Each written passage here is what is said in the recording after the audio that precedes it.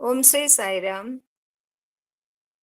ഭഗവാന്റെ പാതാരവിന്ദങ്ങളിൽ സാഷ്ടാംഗം നമസ്കരിച്ചുകൊണ്ട് അന്തർശൗചയജ്ഞത്തിന്റെ 151 എപ്പിസോഡിലേക്ക് എല്ലാവർക്കും സ്വാഗതം. ഇന്ന് നമുക്ക് വേണ്ടി വായിക്കുന്നത് പ്രീത ശ്രീകുമാർ, പുട്ടപർത്തിയില് സ്ഥിരതാമസമായ ആളാണ്. പിന്നെ ഇന്ന് നമുക്ക് കോർഡിനേറ്റ് ചെയ്യുന്നത് ശോഭ ശങ്കർ മഞ്ചേരിയാണ്. പ്രീത, ശോഭ ഇത് സായി ഗായത്രി പറഞ്ഞു കഴിഞ്ഞിട്ട് വീഡിയോ ഓഫ് ചെയ്ത് വായിച്ചു തുടങ്ങാം. വായിച്ച ശേഷം വീഡിയോ ഇട്ടുകൊണ്ട് തന്നെ നമ്മളുടെ അനുഭവങ്ങളൊക്കെ പറയാം. എന്നിട്ട് വീഡിയോ ഓഫ് ചെയ്ത് നമ്മുടെ സ്വാമിയുടെ ഒരു പ്രസന്റേഷൻ ഉണ്ട്, അത് കഴിഞ്ഞിട്ട് ഒരു ഭജന പാടണം. ഓക്കെ, ഇതാണ് നമ്മുടെ പ്രോഗ്രാം. സൈറാം. നാളെ വായിക്കുന്നത് ഡോക്ടർ കൗശിക്കാണ്. മാറ്റം ഉള്ളതുകൊണ്ടാണ്, പേരിൽ മാറ്റം ഉള്ളതുകൊണ്ടാണ് ഞാൻ തന്നെ അനൗൺസ് ചെയ്യുന്നത്. നാളെ ഡോക്ടർ കൗശിക്കാണ് വായിക്കുന്നത്, കൗശിക് നാരായൺ. സൈറാം. ശോഭ തുടങ്ങിക്കോളൂ കേട്ടോ. ഓം ശ്രീ സായിരാം. സ്വാമിയുടെ പാതാരവിന്ദങ്ങളിൽ ശതകോടി പ്രണാമങ്ങൾ അർപ്പിച്ചുകൊണ്ട് നമ്മുടെ അന്തർശോച യജ്ഞത്തിലേക്ക് എല്ലാവരെയും സ്വാഗതം ചെയ്യുന്നു. ഇന്ന് സ്വാമിയുടെ വാണി വായിക്കുന്നതും അനുഭവങ്ങൾ പങ്കുവയ്ക്കുന്നതും പുട്ടപർത്തിയിലുള്ള നമ്മുടെ ശ്രീമതി പ്രീത ശ്രീകുമാർ ആണ്. അവരെ സ്വാമിയുടെ നാമത്തിൽ സ്നേഹത്തോടെ സ്വാഗതം ചെയ്യുന്നു. ഇനി ഞാൻ 3 ഓങ്കാരവും 3 സായി ഗായത്രിയും ജപിക്കുന്നതാണ്. അതിനുശേഷം പ്രീത വീഡിയോ ഓൺ ചെയ്ത് വാണി വായിക്കുകയും അനുഭവങ്ങൾ പറയുകയും ചെയ്യാം.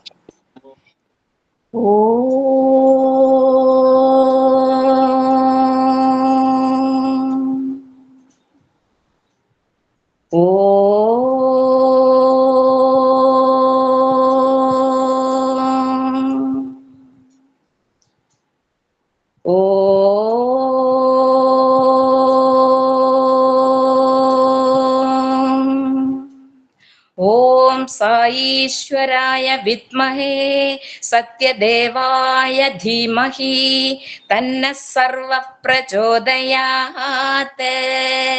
ഓം സായീശ്വരായ വിദ്മഹേ സത്യദേവായ ധീമഹി തന്നഃ സർവഃ പ്രചോദയാത്. ഓം സായീശ്വരായ വിദ്മഹേ സത്യദേവായ ധീമഹി തന്നഃ സർവഃ പ്രചോദയാത്. ഓം ശാന്തി ശാന്തി ശാന്തി. സായിരാം. ഇനി വീഡിയോ ഓൺ ചെയ്ത് തുടങ്ങിക്കോളൂ. കുറച്ച് ലൈറ്റ് കുറവുണ്ട് സായിരാം. ഇന്നത്തെ ഈ അന്തർശൗചയജ്ഞത്തിലേക്ക് എനിക്ക് അവസരം തന്ന വത്സല ആന്റിക്കും കാസർഗോഡ്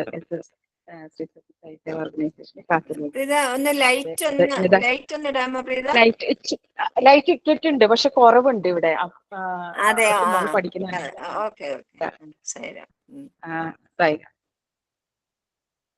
അതിന് കൃതജ്ഞത രേഖപ്പെടുത്തിക്കൊള്ളട്ടെ ഇതിനൊരു അവസരം തന്നതില്.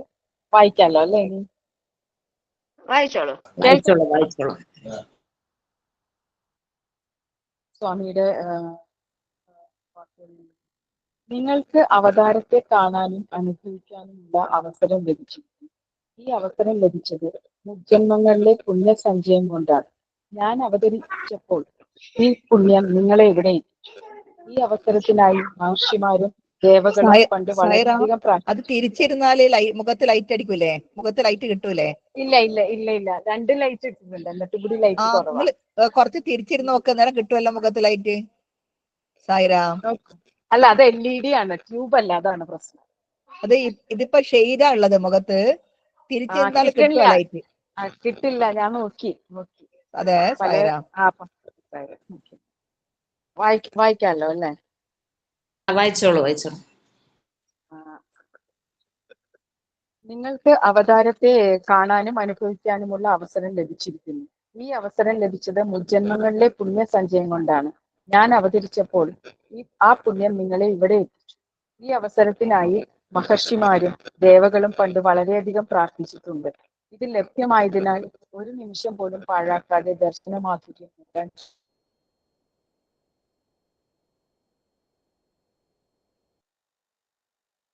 കേൾക്കണില്ലല്ലോ.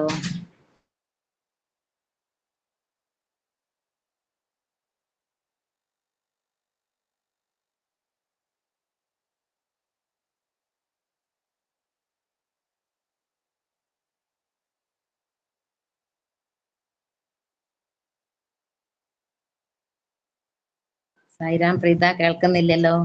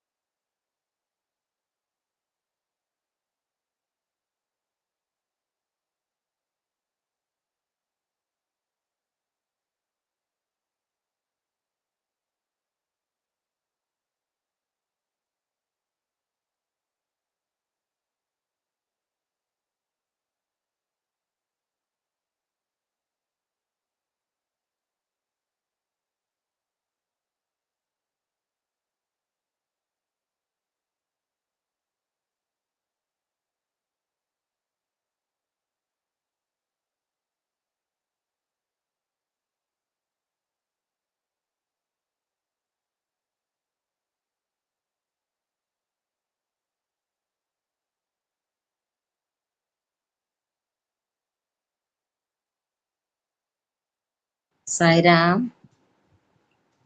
നെറ്റ് പ്രോബ്ലം ഉണ്ട് തോന്നുന്നു.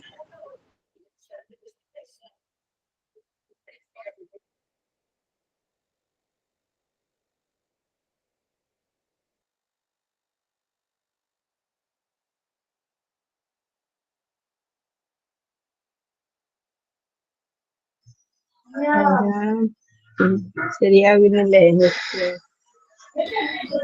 ഇല്ല, അവരില്ല.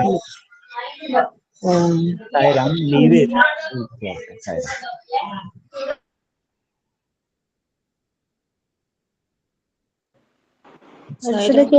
വത്സല ചേച്ചിയെ കാണുന്നില്ലല്ലോ ശോഭയെ. അവർക്ക് എന്തോ പ്രോബ്ലം ഉണ്ട് തോന്നുന്നു നെറ്റിന്റെ. നോക്ക്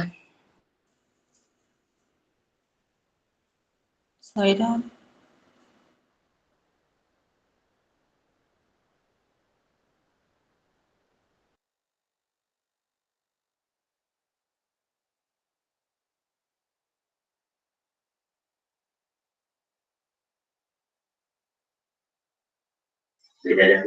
പുട്ടപർത്തിയിലെ മൊത്തം പ്രശ്നം മനസ്സിലാമയില്ല.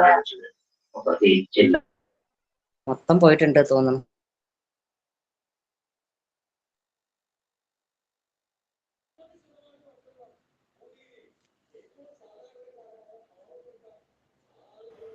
സായിരാം, അവിടെ എന്തോ നെറ്റ്വർക്ക് എന്തോ പ്രോബ്ലം ആണ്.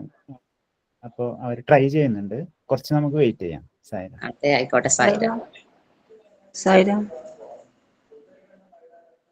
സായിരാം. സായിരാം. സായിരാം. സായിരാം. അവിടെ എന്തോ പ്രോബ്ലം ഉണ്ടായിട്ടേ ഒരു നോക്കുന്നുണ്ടെന്ന് പറഞ്ഞു.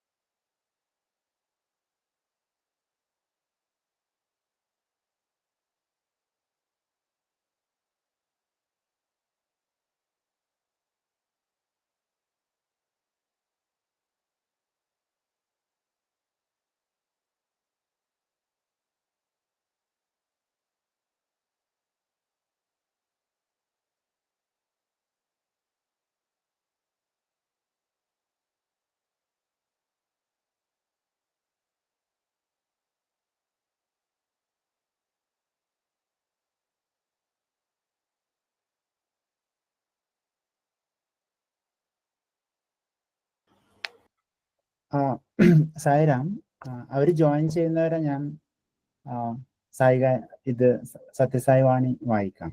അപ്പൊ അത് കഴിഞ്ഞതിന് ശേഷം അനുഭവം അവരോട് പറയാൻ വേണ്ടി റിക്വസ്റ്റ് ചെയ്യാം. സായിരാം. തുടങ്ങിയതല്ലേ, അവരിപ്പോ പ്രശ്നമായിട്ട് പോയതല്ലേ. സായിറാം, ശോഭ വായിച്ചോളൂ. സത്യസായി വാണി. ആയിക്കോട്ടെ. സായിറാം.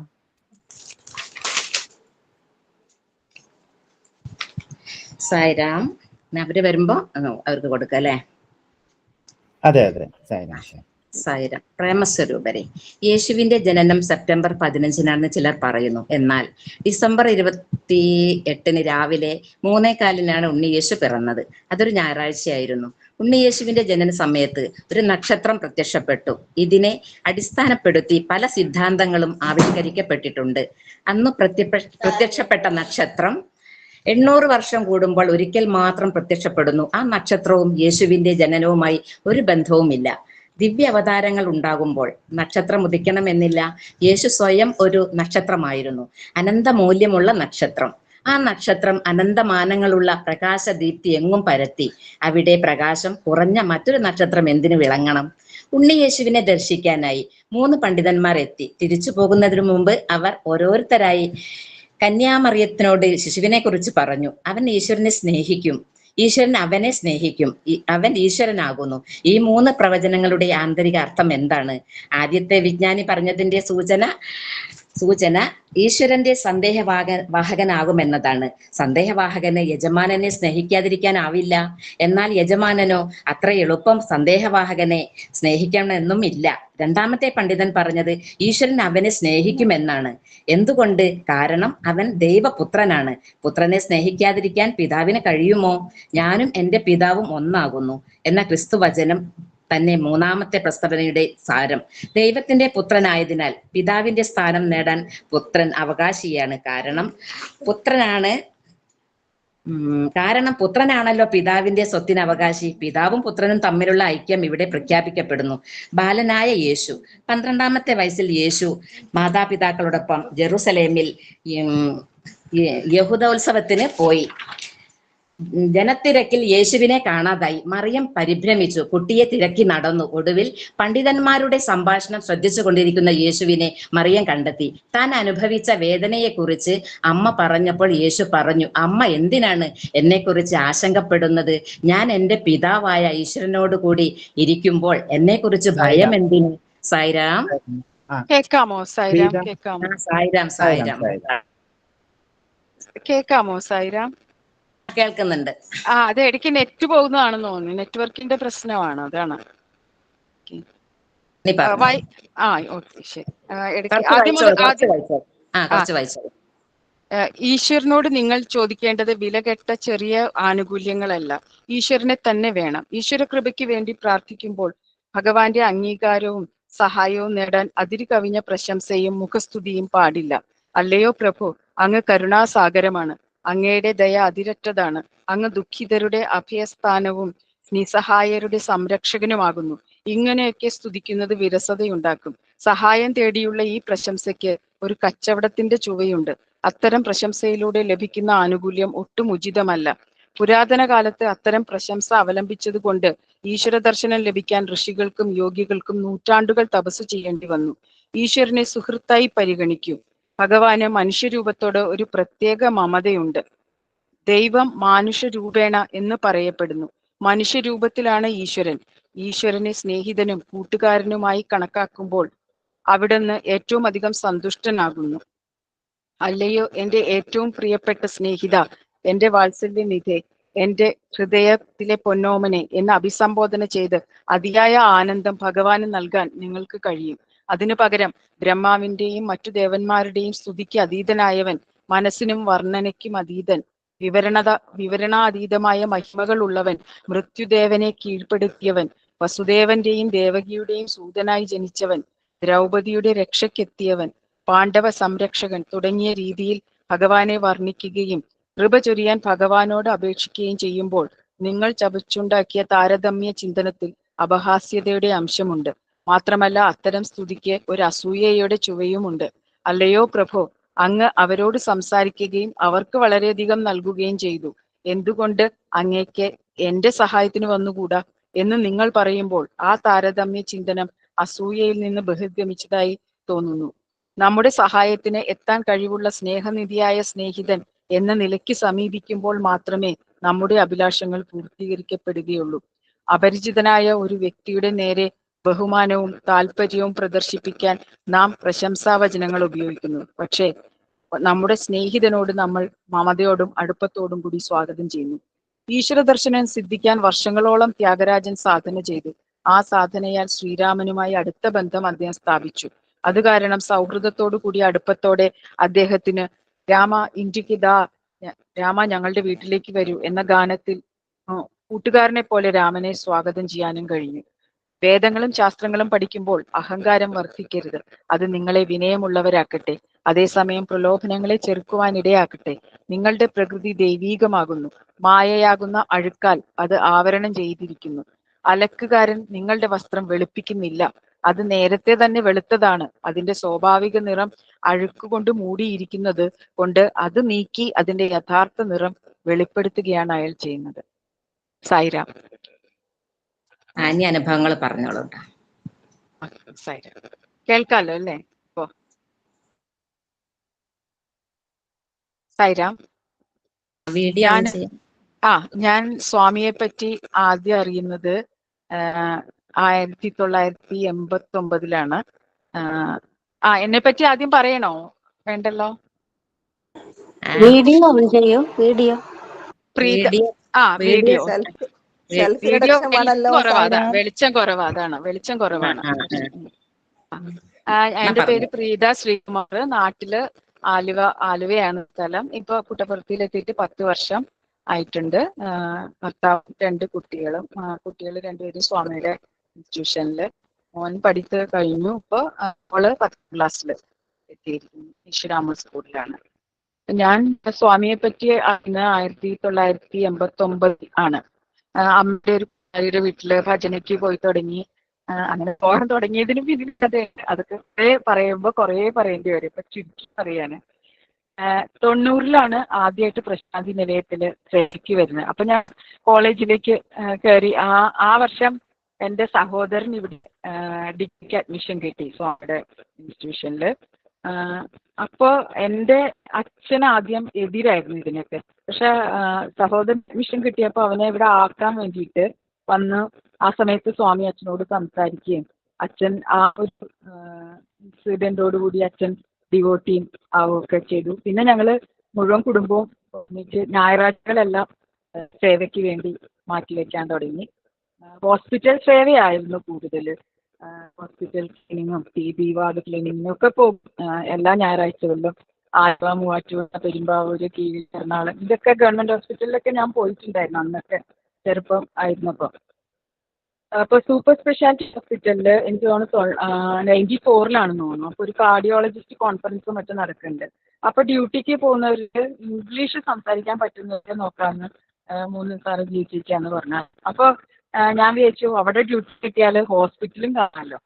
അങ്ങനെ വിചാരിച്ചപ്പോഴേക്കും അതിൽ ഡ്യൂട്ടിക്ക് കിട്ടേണ്ടവരെ എല്ലാം ഫുള്ളായി. അപ്പോൾ എനിക്ക് സൗത്ത് ഇന്ത്യൻ ക്യാൻറ്റീനിലാണ് ഡ്യൂട്ടി കിട്ടിയത്. അപ്പോൾ എൻ്റെ മുമ്പിൽ ഒരു ചാക്ക് ബീൻസ് കൊണ്ടിട്ടിട്ട് ഇത് മുഴുവൻ അരിയണം എന്ന് പറഞ്ഞപ്പോൾ ഞാൻ ഞെട്ടി. കാരണം ഞാൻ അപ്പോൾ പഠിക്കുകയാണ്. അപ്പോൾ അടുക്കളയിലൊക്കെ ഒന്ന് സഹായിക്കുന്നല്ലാതെ കൂടുതൽ ഇങ്ങനെ പണിയൊന്നും ചെയ്ത് അറിയില്ല. അപ്പം ഞാൻ എന്നാലും സ്വാമി എനിക്ക് ഹോസ്പിറ്റൽ ഡ്യൂട്ടി മതിയായിരുന്നു പിന്നെ വിചാരിച്ചു. എൻ്റെ ഒരു സ്വഭാവം എന്താണെന്ന് വെച്ചാൽ ഞാൻ സന്തോഷമാണെങ്കിലും സങ്കടമാണെങ്കിലും ദേഷ്യമാണെങ്കിലും അതൊക്കെ സ്വാമിയോട് ഒപ്പം ഇങ്ങനെ പറഞ്ഞു തീർക്കുന്ന കൂട്ടത്തിലാണ്. ഞാൻ സ്വാമിയുടെ ഫോട്ടോ നോക്കി മുഖം വീർപ്പിച്ച് കാണിച്ചു.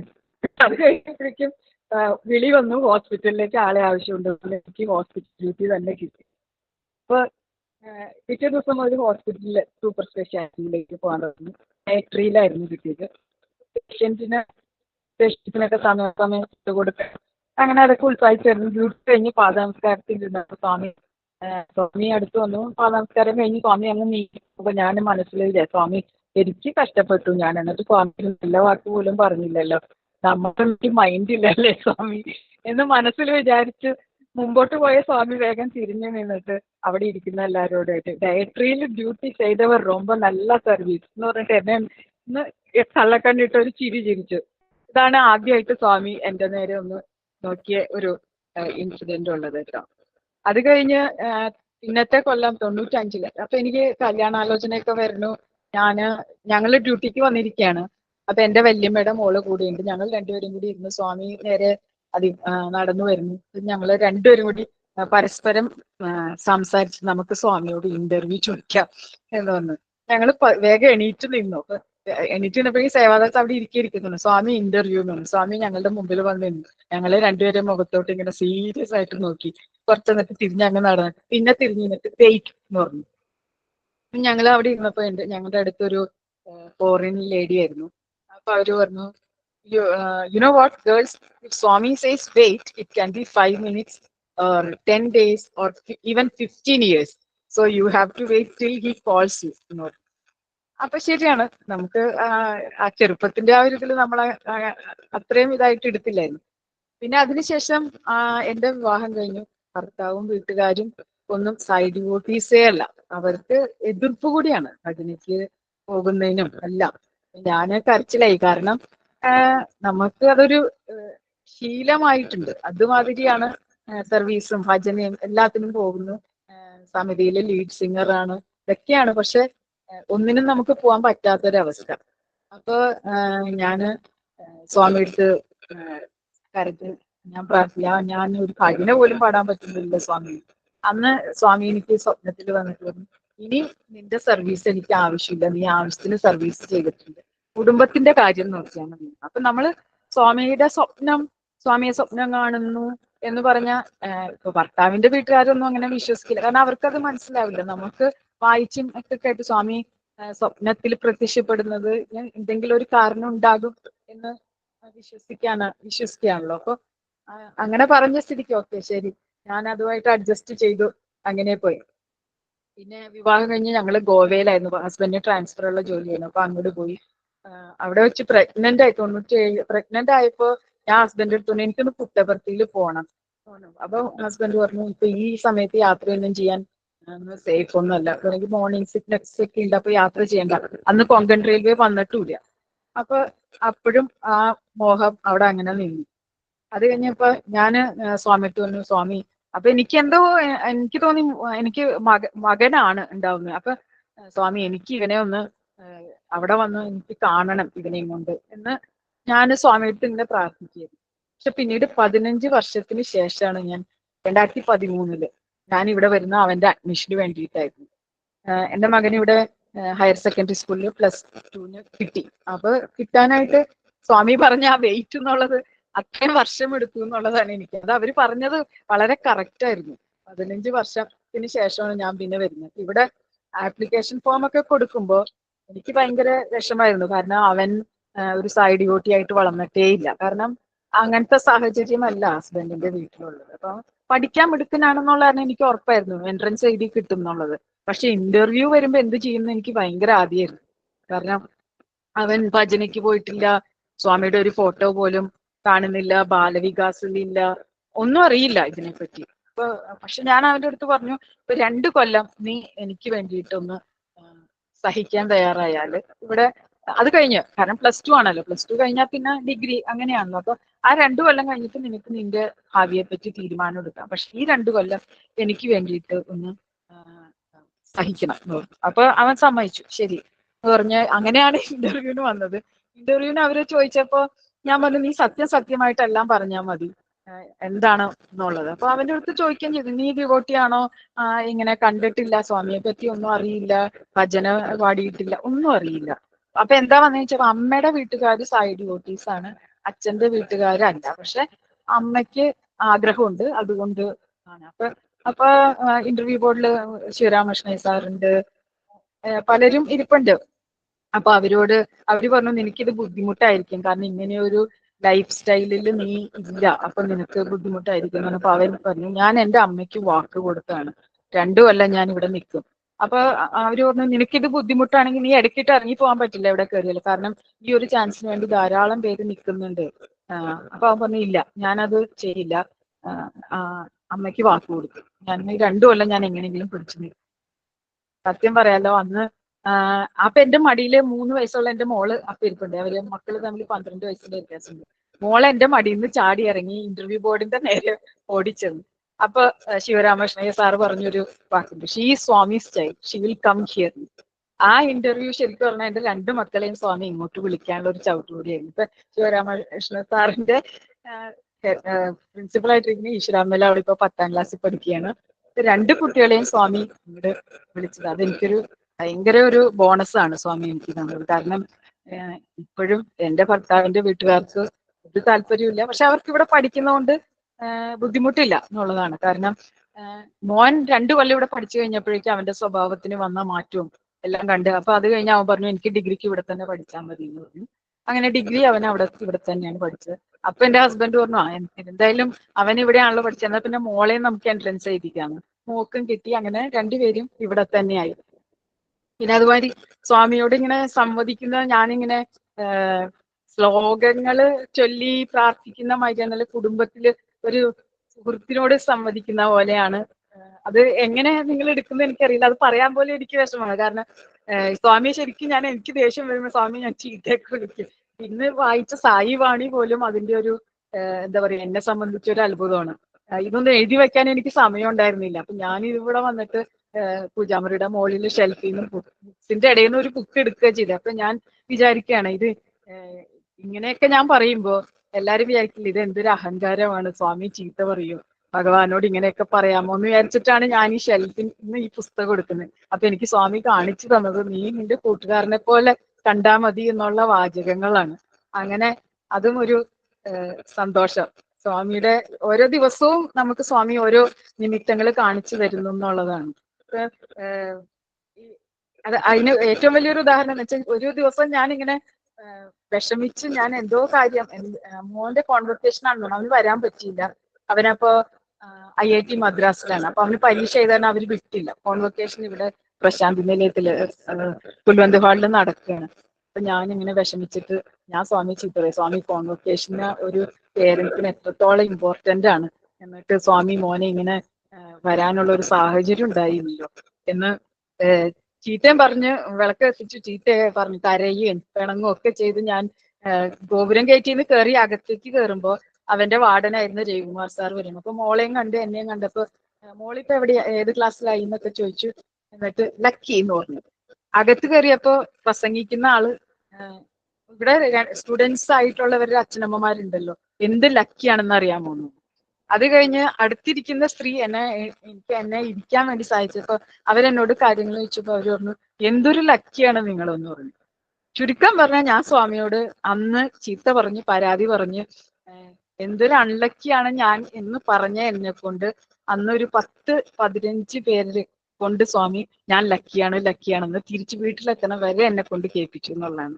അപ്പൊ ഞാൻ സ്വാമി കരഞ്ഞു, നമ്മൾ കരഞ്ഞു പ്രാർത്ഥിക്കും അല്ലെങ്കിൽ ചീത്ത പറഞ്ഞു പ്രാർത്ഥിക്കും, അങ്ങനെ എന്താണോ അതിനെല്ലാം സ്വാമി ചെറിയ ചെറിയ ഓരോ ഇൻസിഡൻസിൽ കൂടെ എനിക്ക് മറുപടി തരാറുണ്ട്. അതുമാതിരി സ്വപ്നത്തിൽ തന്നെ പലപ്പോഴും ഉത്തരങ്ങൾ കിട്ടാറുണ്ട്. നമ്മുടെ ഒരു എന്താ പറയാ സങ്കടങ്ങളും എല്ലാം കേൾക്കുമ്പോൾ. അപ്പൊ ദൈനംദിന ജീവിതത്തിൽ ചെറിയ ചെറിയ മറ്റുള്ളവർക്ക് നിസ്സാരമെന്ന് തോന്നുന്ന ഓരോ കാര്യങ്ങളും നമുക്ക് ഓരോ ദിവസവും മിറക്കിളായിട്ട് തന്നെ തോന്നാറുണ്ട് പല കാര്യത്തിലും. കൂടുതൽ കുറെ ഉണ്ട് പറയാൻ, പക്ഷെ ഇത് ചുരുക്കി ഇത്രയും ആക്കുകയാണ്. സായിരാം. താങ്ക് യു പ്രീത, വളരെ നന്നായിരുന്നു മോളെ. Very good. നല്ല അനുഭവങ്ങള്. ഒരു സപ്പോർട്ട് ഇല്ലാതെ ഭഗവാനെ താങ്ങി പിടിച്ചു നിൽക്കുക എന്നുള്ളത് സായിരാം.